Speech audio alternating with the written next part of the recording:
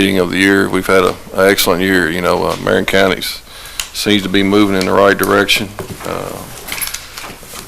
Proof of that tonight is we got the city council here. We all get along, and we're very fortunate to live in this county, in this city that we live in here in Marion County. So again, I'd like to thank everybody for what they've done this year. I really do appreciate it. Like I say, I think we've had a very good year. We're very fortunate, very blessed. So Merry Christmas. I would also like to take a moment of silence to recognize we've had some recent deaths in the community. Mr. Tommy Buckler, Mr. Yates from Loretta, and basically the whole year, the people, just a moment of silence to remember the people that passed away. Miss Betty Peterson, correct.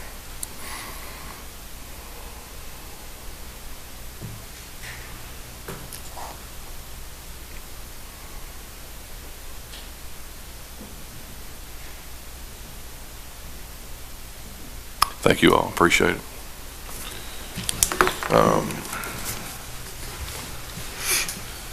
Chad, you mind to do the roll call for the fiscal court? Yes, sir, Judge. Mr. Elder. Here. Mr. Wicker. Here. Mr. Bishop. Here. Mr. Here. Mr. Quayle. Here. All present, Judge. Mayor Crenshaw, appreciate y'all being here tonight. Do you want to do your roll call? Or? Having a quorum, we are now convened and in order. All right. Thank you very much. The first item on the agenda, we have some guests with us tonight. We have Mr. Rob Samuels with Maker's Mark, Mr. Mitch Wagner with Maker's Mark, and Luke Urban. I appreciate y'all coming tonight and making the trip down for us.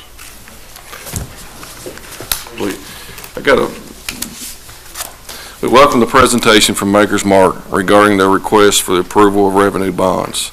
The information presented will be taken under advisement by the fiscal court. It is never prudent to make hasty financial decisions that directly impact our county residents.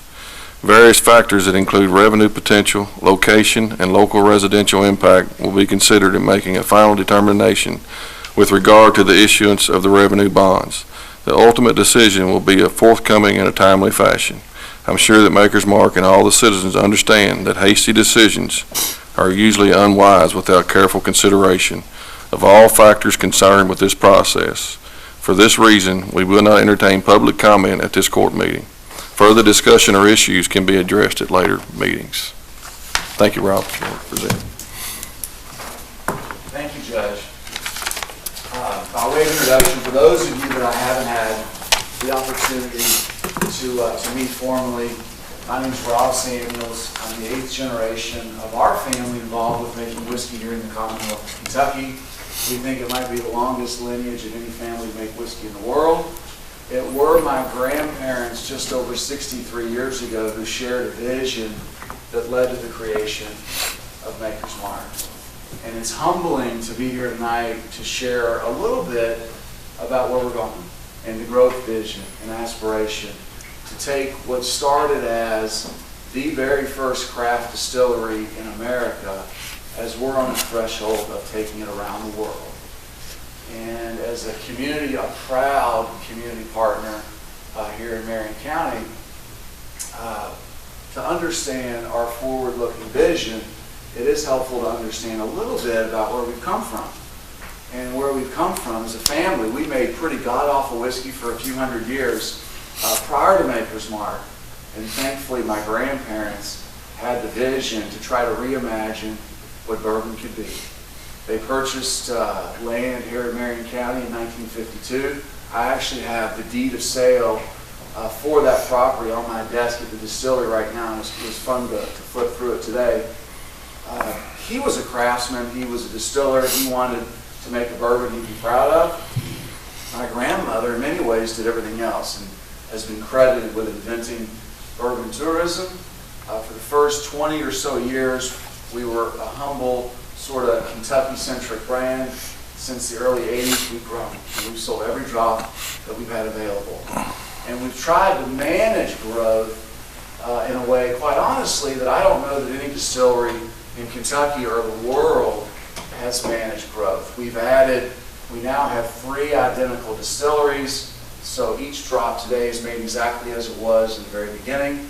we've managed the charm and the mystique and the look and feel of the property as we host more and more visitors. In 2017, we'll host upwards of 165,000 visitors, the better part of 90% of which are traveling in from out of state.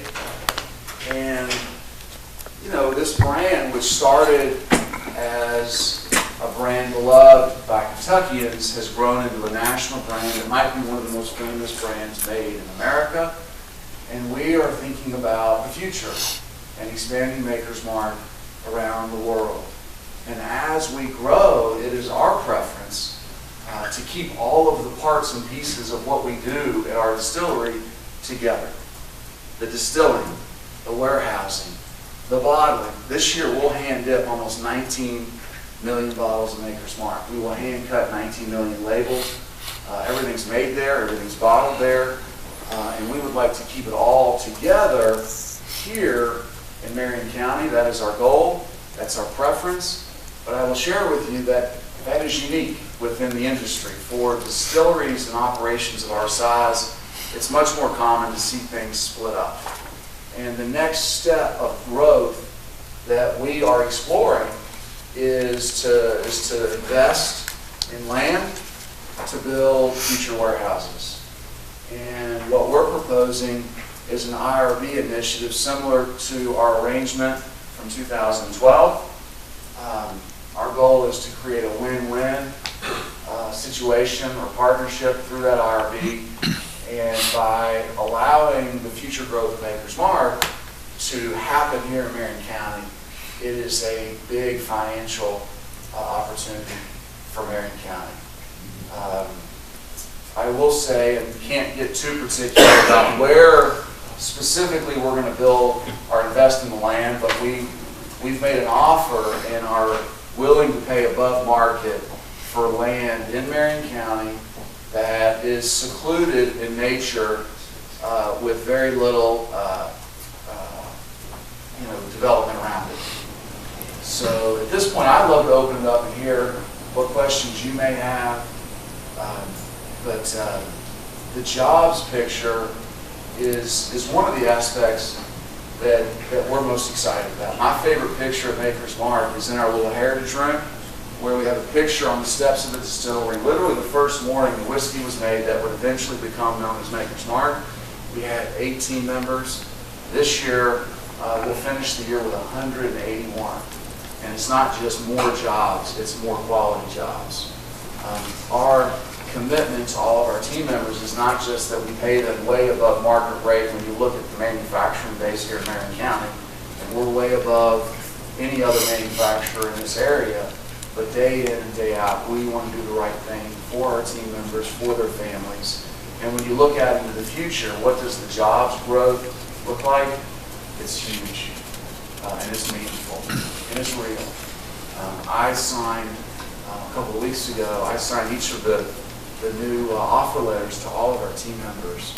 And to have a Marion County resident with us at the distillery who signed on to be a team member, single dad, 2 kids, and he broke down. He just said, this is going to change my life. So the jobs, the investment in schools, the tax base, and all of this is a big deal, and I hope you share our enthusiasm for our future together.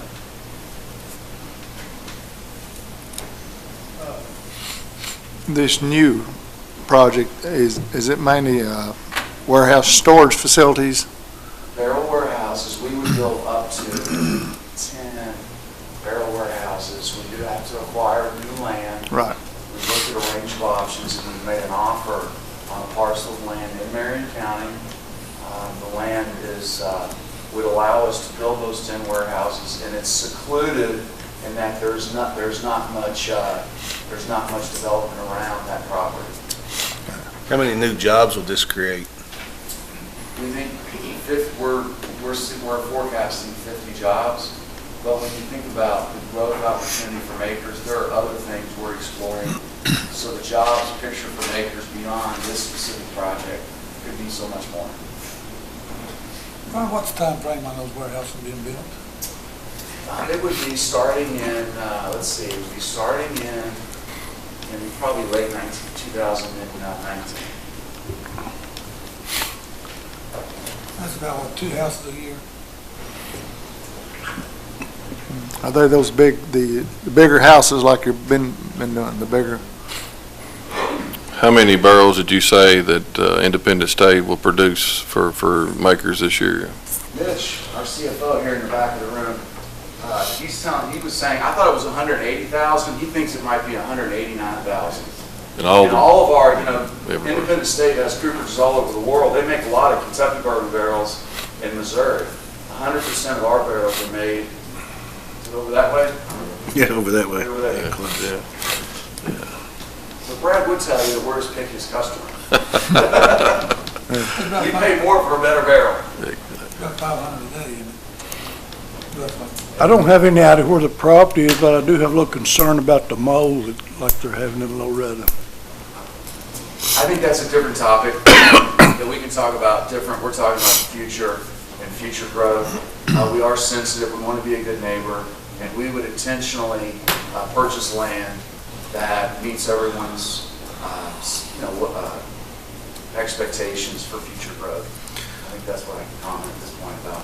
How many barrels, are you going for 10 warehouses over a 5-year period, so that's I two? would say 10 warehouses over a 5 to 6 year period. Okay. Or thereabouts. And then how many barrels are in each warehouse approximately? Are these the mega? Yeah, the 50,000 barrel warehouses, and generally, I think we can put about 44 to 45,000 barrels in a warehouse. We're the only distillery in the world that rotates barrels through the maturation process, so we can't be filling to 100% capacity.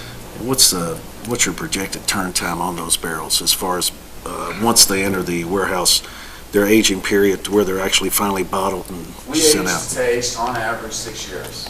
Since the beginning of Maker's Mark, our tasting panel in the beginning, which was my grandfather, today there's 22 individuals, and they tell us when it's time to bottle. But on average, about 6 years. Gotcha. And then for the 46, with that Maker's 46 actually spends 9 additional weeks in our limestone whiskey cellar, where we created the first ever underground environment to finish Maker's Mark with French oak, which becomes Maker's 46. Gotcha. Well, I do appreciate, you guys do have a tremendous history here in Marion County. And the jobs that you do offer, I mean, I will say that the pay rate and so forth is tremendous. And I know that the team members do appreciate that, so it's always good to see. So I'd like for everyone to step up to that level, so. But thank you. Anybody else have any more questions for council? Have any questions for them? You were talking about 10 to start with, is, that'll get you, like, take 5 years to build them roughly, or, once you get started. And then, of course, I guess all will depend on the market, if it keeps growing, you may even need more. I think we will. Yeah, that's fine. I think we will. Just as since we've been here in this community since the beginning, over all the decades, it's our parent company. Would they see a very bright future for Maker's Mark? And is it possible that Maker's Mark could be nurtured very thoughtfully around the world to be one of the most successful, iconic brands ever created in our industry? This is just the next step, probably not the final step of growth and opportunities together as we grow. I think some people might not understand what an IRB actually, how it works as far as the transfer of the property to the county. Can you kind of, Luke, you might, got Luke there to kind of. My name is Luke Irvin, I'm attorney from Hilton Makers, working with the county, helping with the IRB. So the IRB is a program under KRS 103. It's authorized by Kentucky statute. It's basically a tax incentive that encourages industry and job creation in counties where basically the company would deed to the county the land and the warehouses and the barrels, so the county holds them to lease back to the company. The county issues bonds one of the company's affiliates, and its lease payments under that agreement. Makers pays for the company, pays for the bonds, so there's no liability to the county in terms of issuing the bonds. Benefit to Makers is they are relieved of property taxes for the warehouses and the land and the barrels. And the county obviously gets the benefits of the job creations, the capital investment. They still get all the revenue from the liquor taxes over the 30-year life of the bonds. And the company also will negotiate, or would negotiate if it's approved with the school board to make additional payments in lieu of taxes to the school board. So it creates kind of a win-win for both sides. And Which is something that we obviously did here back in 2012, and other counties around the state are doing it as well. Was you part of 2012? I was not around. recall seeing But if we build, when we build these 10 warehouses, over that time horizon, the revenue to Marion County, we're projecting could be as much as $30 million. Versus if these 10 warehouses get built somewhere else outside. What period of time, It's a 30-year time. that amount of money in that period of time? Yes, that's our projection. 27 million plus the pilot agreement, which we would negotiate with the school superintendent. And Judge, you would obviously have influence on, where those pilot dollars could be. Exactly, Operation yeah. with the school board, Well, superintendent. I don't think we wouldn't be backing up off of our last agreement, that's for sure. But one question I do have for you, is it Mr. Irvin? Yes. Yes. Just a thought. Could House Bill 445 play a role in this in any manner in regards to the tax credit? This is all at the state level. I understand. I'm not sure I'm familiar with House Bill 445. Well, it's where the tax credit on distilled barrels and so forth for reinvestment from distilleries and so forth. It actually doesn't take effect until 2019. Okay. And I know that's a couple of years away, but at the same time, I thought that might be something that we might want to look at. Sure, that'd be something I'd be glad to look into. If you don't mind, I greatly appreciate it, but, Be glad to look into that. yeah, as a matter of Get fact, back to you. yeah, let's see here. Yeah, if you could, that would be great, because, like I said, Absolutely. it was actually passed, House Bill 445, and it actually doesn't take effect until 2019. But basically, it's where the distilleries receive a direct credit from any local taxes paid towards state tax. But of course, it also has to be reinvested, that tax credit, into capital improvements like construction, renovation, tourism-related facilities or equipment, which I think that there's a lot of things that fall in lieu there. So Sure. if you don't mind, if you would look at that and see how we could possibly, Take a look at that and follow up. that would be great. Thank you. Appreciate that. Good deal. Thank you. Thank you, Rob. Thank you. Thank you all for coming, really do appreciate it. You guys, Appreciate it. Thank you for everything. Keep up good work. Have a Merry Christmas. Thank you for the partnership.